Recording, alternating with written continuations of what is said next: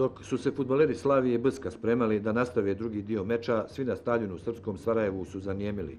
Drvena, montažna, improvizovana tribina popustila je pod teretom navijača, jednostavno pukla i srušila se.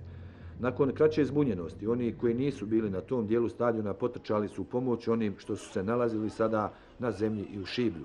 Na svu sreću u ovom incidentu samo lakše povrede zadobio je 9-godišnji dječak koji se u trenutku rušenja tribine nalazio ispod nje. Zadržan je preventive radi u bolnici Kasindo, a nakon toga pušten kući. Sve se na sreću završilo dobro, a šta da je bilo drugačije? Ko bi bio kriv i snosio posljedice? Fudbalski klub ili neko drugi? Ili je sve ovo rezultat naših naravi i života kojim već 10 godina živimo? Nakon pada tribine utvrđeno je da su neki nesavjesni stanovnici srpskog Sarajeva jednostavno odnoseći grede i daske oslabilo njenu nosivost. Razmišljajući o svojoj sitnoj koristi nisu vodili računa o bezbjednosti drugih.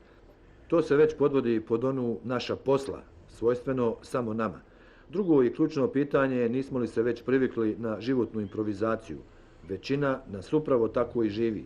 Sve improvizujemo od obdaništa, škola, fakulteta, sportskih dvorana. Treba li uopšte navoditi da srpsko Sarajevo nema gotovo ništa od svega nabrojanog, izuzev možda školskih objekata. Što se sportskih dvorana i stadiona tiče, tu je stanje katastrofalno. Dvorane, temelji, niču nam kao pečurke, a njihova gradnja napreduje kao Skadar na Bojani. Nemajući drugo rješenje, sportisti se snalaze kako znaju i umiju. Treniraju u neuslovnim prostorima, a dobro je što ih ne obilaze sanitarni inspektori. Hangare i skladišta bi zatvorili, pa ni to ne bi imali. Ostalo bi samo ono što nam je Bog i priroda dala, a mi nismo mogli uništiti, na svu sreću. Slušamo i ponekad se neopravdano ljutimo na one koji u nekim drugim gradovima razmišljaju o sportskim objektima kojih nemaju, bazenima, teniskim terenima, atletskim poligonima. Možda se ljutimo s pravom, a možda i ne.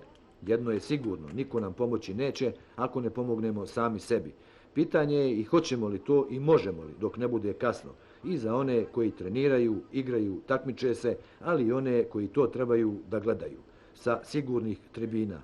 Samo da ne bude kasno. Za sve.